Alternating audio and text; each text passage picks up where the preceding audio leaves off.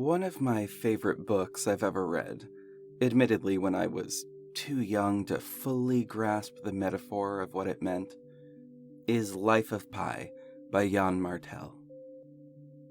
One of my favorite parts of that book is that there's a moment where the story breaks apart. Literally, the ship breaks apart into two versions of the same story. One where the boy survives on a life raft with a Bengal tiger named Richard Parker for 9.5 months. And the story where the boy is the Bengal tiger. One is a metaphor, the other is a potential real traumatic story of survival and mild cannibalism. And the boy who tells you this story asks at the end of the story, which of these two stories do you prefer? So, today, I'll present two versions of a story for you. Two stories at the core of My Bones by the Pretty Reckless. The narratives will start off similar, and then, at one moment, they will split apart into two paths of interpretation. And, at the end, I will ask you, which of these stories do you prefer? But before we get to all of that, hello! I'm JV, aka Jade Violet. Welcome to my channel. I'm making some video essays this year, centering largely on my interpretations of media in some form. If that sounds like something you'd like to stick around for, subscribe. I'd love to have you on this journey with me. A quick little content note about the song My Bones and the album Death by Rock and Roll as a larger whole. As I said in my last video, this video will be dealing with themes of a general dark nature, such as death, amongst other things, the words for which will be appearing on your screen right now. I will try my best to not be too unnecessarily descriptive of these things. But if you need to skip this one, no worries. I'll see you in a future one. Or you can come back to this one when you feel more secure. Please, take care of yourself, dear one. Hey y'all, just a little quick note from Editing JV. The video that you are seeing in the background is a walk that I took the first time I listened to Death by Rock and Roll all the way through. This particular walk is one that I tend to take a lot when I emotionally just need a way to escape for a little bit, when I need to clear my head and, get my mental health in order. So hopefully you enjoy this little walk in the background. It's a very pretty walk along this lovely little railroad and along a river that is a rather cursed river. I think I'll eventually be talking about this river separately just because I find it interesting. But for now, just letting y'all know what the video is that you are seeing in the background. All right, back to the video. One of the things I love about the lyrics of The Pretty Reckless is that, as a songwriter, Taylor Momsen is an absolute poet. When you read the words, they're so evocative and absolutely so deeply expressive. With her words, she paints a lovely, beautiful picture. Quick anecdote. I've seen TPR in concert about 5 times now, but the most special time was October 28th, 2011, at the Worcester Palladium in Worcester, Massachusetts. The line was very, very long to get into the venue, but everyone was so amped up to see TPR be the opening act for Evanescence. We were around the side of the building, and I noticed there was a dude with curly brown hair smoking a cigarette and a blonde girl with long hair sitting on the steps. they weren't, like, moving with the line. And it took me a few seconds, and then I realized it was Ben Phillips and Taylor Momsen. I didn't know what to do, or say, so I very stupidly said, "Hey, I love those shoes." And immediately, on the inside, I wanted to die. Very, very much wanted to die in that moment. She said, "Thanks, man. Hope you enjoy the show." And my biggest regret in that moment was not asking to take a picture with Taylor and Ben. So, if for some reason Taylor Momsen ever sees this video, or Ben Phillips ever sees this video, one, oh my god, thank you for watching, but also, the next time y'all are on tour and you go to the Worcester Palladium, if you go to the Worcester Palladium, please, if there's a VIP meet and greet, hit me up, please. Oh, please, very, very please. Anyway, now that my fangirlness has been established, let's get into the analysis. As is custom here, I will now read the lyrics as if they were a poem. I've only omitted the second occurrence of the chorus simply for brevity's sake. The repetition in this one is pretty important. In the mist of the morning, while the beast was asleep, woke up with a plan so brilliant I could not believe. Mother and father, doctor and friends, don't tell them, don't trust them, they won't understand. If you can't win the battle, it's better to run. Bury it down with my soul, down in my soul, down with my soul, where they'll never find me. My bones. My bones. Way out in the garden, way out in the fields, so far from these civilized nations, their discord and deals. The birds, they all know it. They showed it to me. Forgotten by man, there stands an old hanging tree. Forgotten by man, there stands an old hanging tree.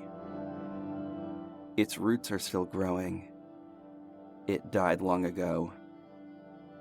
Follow me. Don't follow me. When I was young, I could perfectly see. Now I'm as blind as a girl can be. Out of insanity into ecstasy. We all sin, so why am I so guilty? Back to the trenches of the life I lead. This hole, the only place where I can be free. And out on the deep blue sea is where I'll be. Don't follow me.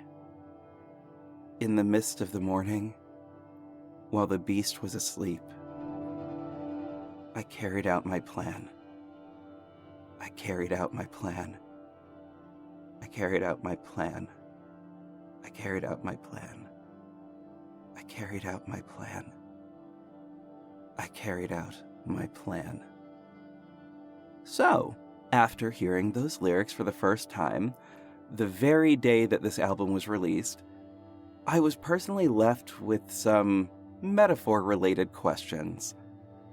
The first, and arguably one of the biggest, is what or who is the beast?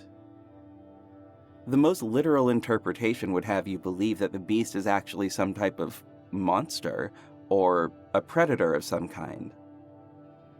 Apparently, there is a fan theory that this song is a sequel to the song Sweet Things from the third Pretty Reckless album, Going to Hell, which is a very, very dark song about, a monster preying on a young person. In the way that you probably think I mean by that, but don't want to be demonetized for the good old YouTube. This, however, is not the case, as Taylor Momsen has in fact said with her own words, "There is no connection between sweet things and my bones." I put it to you that the beast is also one of the ways that people refer to the devil. Put a pin in that, dolls. We'll return to it shortly, my lovelies. Another possibility for the beast is that the beast is a metaphor for grief, misery, and our inner struggle to claw back a sense of normalcy, and the things we do to stave off that deep emotional pain. The beast, in that case, could be considered an externalized personification of addiction. That might seem like a leap, but in order to understand that interpretation, we are gonna have to talk about two tragedies that happened during the writing of this album. On May 18th, 2017, whilst the Pretty Reckless were on tour with Soundgarden in Detroit, Michigan, Chris Cornell took his own life by hanging. Cornell was a mentor and close personal friend of Taylor Momsen, who had grown up with his music and truly looked up to him. Taylor took a step back from the public eye to grieve. As an aside, Chester Bennington performed at the funeral for Chris Cornell. Bennington and Cornell were really, really close. Chester Bennington would tragically also take his own life by hanging within 2 months of that performance on what would have been Chris Cornell's 53rd birthday. In addition to that tragedy, almost a year later, on April 25th, 2018, Kato Kandwala, the producer for every Pretty Reckless album up to that point, died in a motorcycle accident. Taylor Momsen, by her own admission, fell into a really dark place at that point, spiraling into depression and substance abuse. It was, I believe, from that place that the words for this entire album were written. And it really blazes through the entire record in a very real way. If I may, I'm gonna get a wee bit personal just for a minute. This album is really, really special to me. This album came out in February of 2021, and in May of that year, my friend Jahira was murdered. This really hit me very hard because we are both trans women of color, and somehow, specifically at this time, I saw the admittedly false statistic that put my own life expectancy at age 35. I was 31 when I read that particular statistic, and it nearly broke me, because even if the stat itself isn't true, which at the time I didn't realize that it wasn't, but even if that stat isn't true, my friend was 42 at the time that she died. So even if that stat wasn't true, what was true and what is true is that it is very likely that someone like me will meet a very violent end. An end that is always premature and always too soon. During that very deep, dark moment for me, I listened to the song 25 from this album, which has a line, "All through my teens I screamed, I may not live much past 21, 2, 3, 4. But then, after having listened to that on a loop for a little bit, I switched it up and started listening to the rest of the album. And I got to the song Rock and Roll Heaven. And it reminded me that I had more living to do, and that the best thing I could do to honor my friend's memory was to live my life in a way that carries on and carries on the work that she was doing. I'll leave my friend's obituary in the description if you would like to read it, so you can see the type of work that she was doing and the type of person that she was. And I came back to this album earlier this year when my biological father died from cancer. Rock and Roll Heaven once again reminded me that I needed to keep on going. And I just want to take a moment to say a very heartfelt and sincere thank you to the Pretty Reckless for releasing this album and helping me get through those really difficult times. I really appreciate this album very, very much. And I've been wanting to write this particular video or something like it for a really long time, specifically because of that. Anyway, back to the song. One of the most striking parts of the song is a bit where it says, "Forgotten by man, there stands an old hanging tree. Its roots are still growing, it died long ago." That line is striking with the knowledge of the death and the method of death for both Cornell and Bennington. Within the metaphor of this song, the bones become attached to the roots of the hanging tree. The birds, in this case, in this metaphor, I would say are the intrusive voices in our heads that tell us of this plan, that tell us that we should join the people that we've lost. And the plan at that point, the plan that is mentioned at the end of the song on repeat, can take a very, very sinister tone there.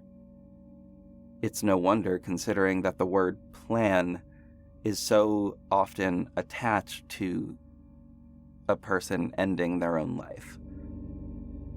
But consider this.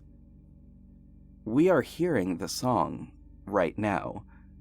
The song has been recorded and the story is being told to us by someone who is still alive. So, what if the plan was not about a plan to die, but instead a plan for how to go on living? "They'll never find my bones" then becomes a rallying cry saying, "I will not die like this. I won't join the others. I'll see them again one day, but I'm not joining them now. I will turn this pain into something. I will use this song to heal myself." Now, I want to go over the bridge of the song, the part from "follow me" to, well, "don't follow me" at the end of it. And I want to go over it couplet by couplet to break it down sort of in its specifics.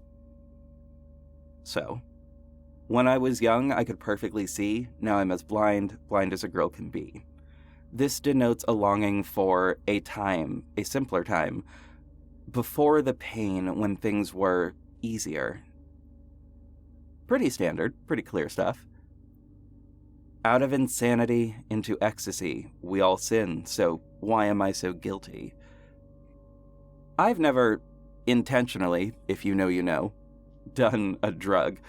I've got too many allergies to risk it.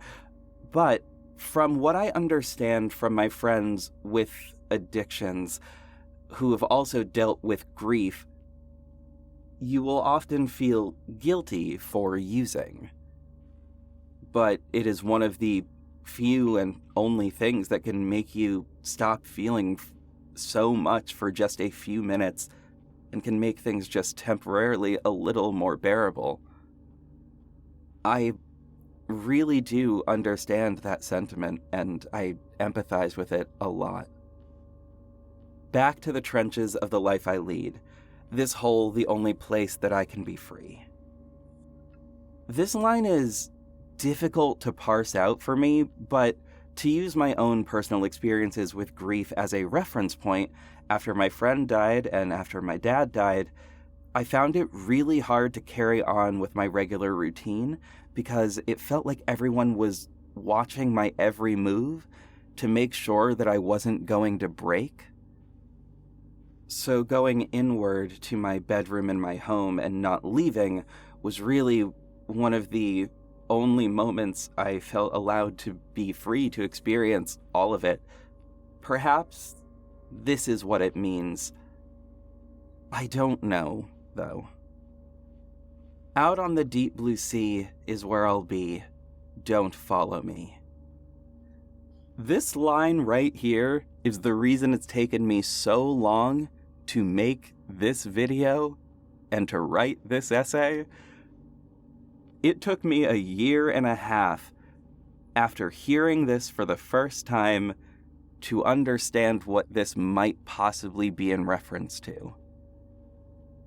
Literally, I only figured this out last week. But when I did, I got really excited because it made the whole thing make a lot more sense to me. There is a phrase, between the devil and the deep blue sea, which I believe is a reference in and of itself to something maritime, if I'm going by what my friend Sarah said. Shout out to my friend Sarah. And also was in a captain's log at some point. Shout out to my friend Alex for that one. It is very similar to the phrase, between a rock and a hard place, but there is a little bit of a difference between them. The devil, in that phrasing, is something that we know, something that we can see, and something we know will be negative. The deep blue sea, on the other hand, is something we don't know, that we can't see, but is vast and potentially scary. However, it is also potentially survivable.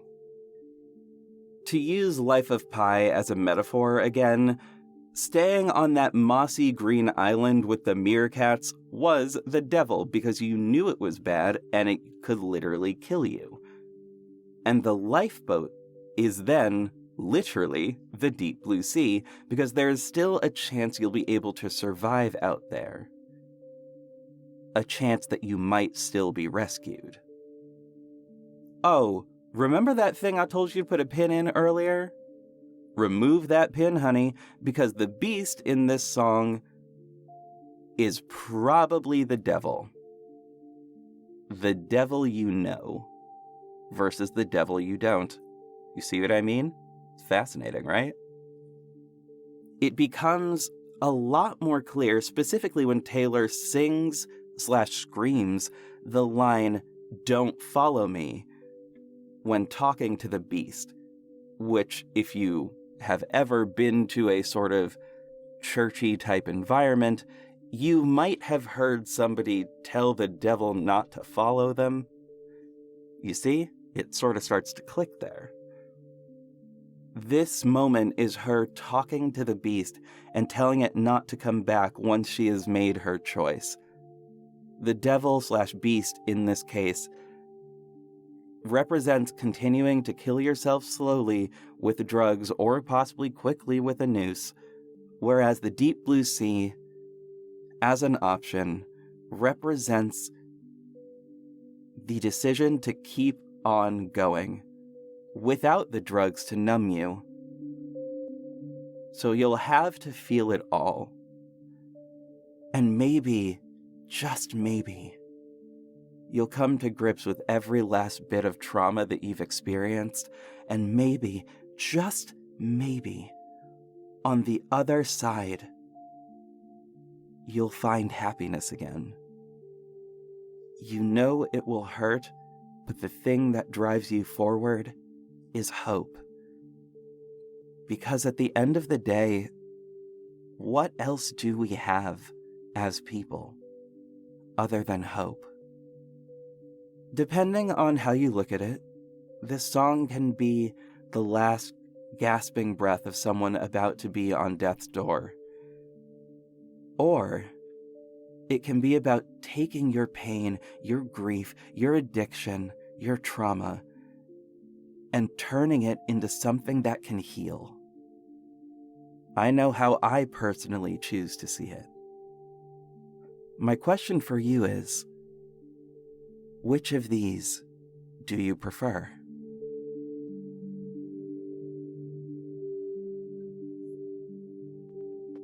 Well, thanks to y'all for tuning in to another one of these videos. I really love this song so much, and doing this analysis only made me love it all the more. I've got some folks to thank for this one.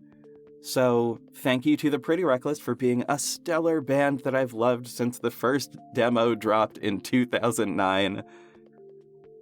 Thank you to my friend Sarah and my friend Alex for helping me, sort of walk through the song lyrics quite literally last night, as I'm recording this. I love y'all very, very much, and thank you for that. Also, I wanted to say thank you to my friend Charles for helping me figure out some of the music stuff involved in doing any type of video essay. Thank you so much, Charles. I will include a link to Charles's Twitch in the description. Thank you to Fantastic Mr. Fox, here on YouTube, for your encouragement with the last video. Thank you to Bellamy Ray for being absolutely amazing and also encouraging me with the last video. Thank you both so very much. Love y'all very, very much. Thank you. Thank you to my friend Dane, who listened to me rant about this song literally a full year ago. And of course, thank you to my dad for helping me exist in this world. And thank you to my friend Jahira, my friend who isn't here anymore, but whose spirit lives on in rock and roll heaven. I miss you, fam. See ya at some point in the future. And of course, thank you to you, dear watcher or listener, for watching and or listening to this video. The next one will be coming pretty damn soon, like a week or two from now. It's about another very recent album that I absolutely love. If you follow me on Twitter, you might be able to guess which album this is. But if you can't, here is a little bit of a hint. There will be a lot of dancing. Until next time, be well, do as much good for the world and yourself as you possibly can. And of course, stay safe out there.